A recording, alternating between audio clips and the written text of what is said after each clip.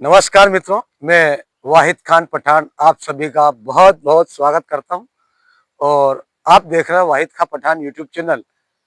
हम नए नए विषयों पर चर्चा करते हैं और उन विषयों पर आप सभी अपनी क्रिया प्रतिक्रिया देते हैं, उसके लिए बहुत बहुत धन्यवाद। और आप सभी का सहयोग बना हुआ है, स्नेह बना हुआ है, उसके लिए भी बहुत बहुत शुक्रिया।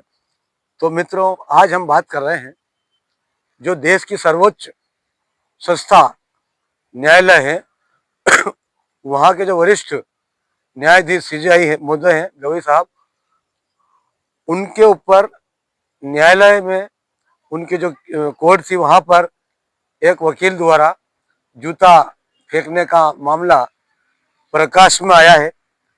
अब इसको हो सकता है सभी अपने अपने स्तर से उस चीज़ को लेंगे, कौन क्या कहता है कौन क्या कहता है, क्योंकि सबके अपना अपनी विचारधारा है, अपने अपने विचार है। पर अब जब देश की जो सर्वोच्च न्यायालय है वहाँ के न्यायाधीश ही सुरक्षित नहीं है, तो फिर आप और हमारी समाज में जो अंतिम व्यक्ति है उसकी क्या औकात है।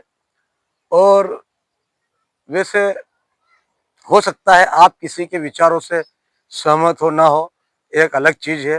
पर यदि मान लो किसी मामले में किसी न्यायाधीश महोदय द्वारा अ, कोई फैसला दिया है या कोई आदेश भी दिया हो, आप उससे असहमत हो, तो एक हमारे देश में न्याय प्रक्रिया है, संविधान है, और संविधान का पालन के अनुरूप आप उसको चीज़ को कर सकते हैं।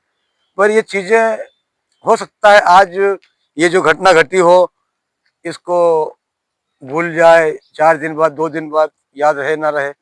पर जो चीज़ें ऐसी घटती है वो एक ऐतिहासिक हो जाती है, और एक कहीं ना कहीं न्याय व्यवस्था, जो न्याय को लेकर जो लोगों की व्यवस्था की उम्मीद है, और इस प्रकार जब न्यायालय ही असुरक्षित है तो फिर आम आदमी सोचता है यार कि हमारे क्या हमारे जान माल का क्या है। तो ये चीज़ें बहुत गलत घटना घटी है। ऐसी घटना वास्तव में नहीं घटना चाहिए कहीं ना कहीं। और इस घटना की प्रतिक्रिया में जो वहाँ के जो चैम्बर है, जो भी है उनके द्वारा वकील जो भी है उनको निष्कासन का भी लेटर सोशल मीडिया पर वायरल हो रहा है। और साथ ही जो है न्यायाधीश महोदय, उनके द्वारा भी शायद इस संबंध में कोई पुलिस रिपोर्ट भी नहीं की गई है। परंतु जो भी चीज़ें हो, ये घटना अच्छी नहीं घटी है, गलत घटी है।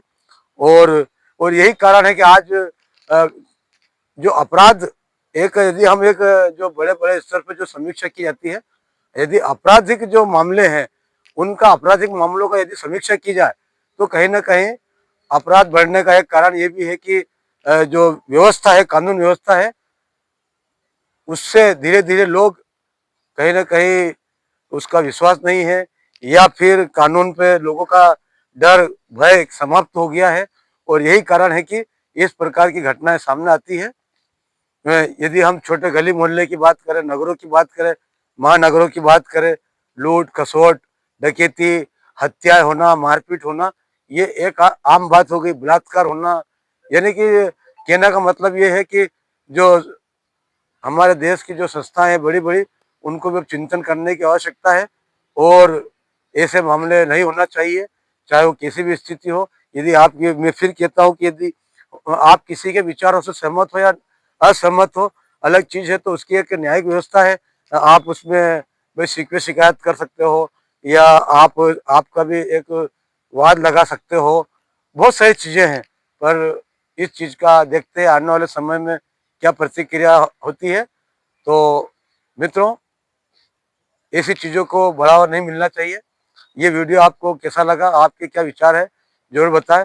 तो मैं वाहिद खां पठान आप सभी का पुनः पुनः बहुत बहुत स्वागत करता हूं। और साथ ही जो हमारी जो व्यवस्था है उनको चलाने वाले, उनसे भी हमारा आग्रह है कि आप एक समान रूप से कानून व्यवस्था का, लॉ एंड ऑर्डर का पालन करना चाहिए। ऐसा नहीं कि गरीब के लिए अलग कानून हो और अमीर के लिए अलग हो। और यह असमानता ही आज अपराध के कारण ही कहीं ना कहीं ये भी एक कारण है कि जिससे हमारे देश में अपराध बढ़ रहे हैं, घटनाएं दुर्घटनाएं बढ़ रही है। बहुत बहुत धन्यवाद, नमस्कार, शुक्रिया।